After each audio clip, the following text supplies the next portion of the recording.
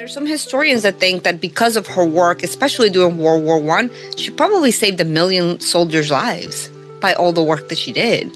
And that's incredible, right? World War I was, all the war wars have been one of the deadliest wars that we've seen in human history.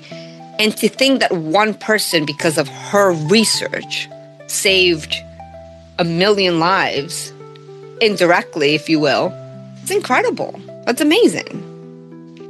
Yeah, but let's also not forget about everyone who was saved, because of you can scan with X-rays, radiology, I believe. You can use these tools to scan because of her discovery, right? So and oncology, right? Yeah, cancer treatment. All the people who, right? We can't. To your point. So how many millions of people has her discovery saved and benefited? It's incredible.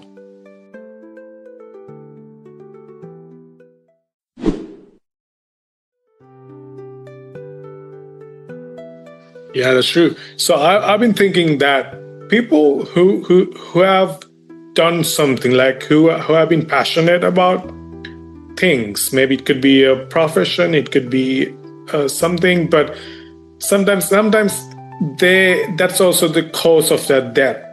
They die doing that. It's kind of I don't know, it's I don't know if it's a good thing or a bad thing, but I've noticed that.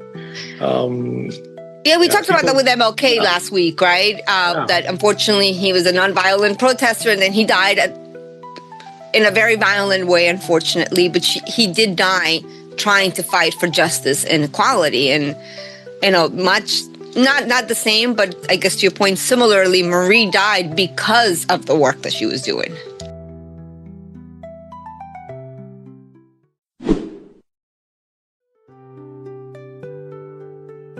We can't necessarily have things balanced and perfectly equal, but the fact that we get a seat at the table and we get to participate in the conversation, we owe that to people like Marie Curie. And I think that's incredible.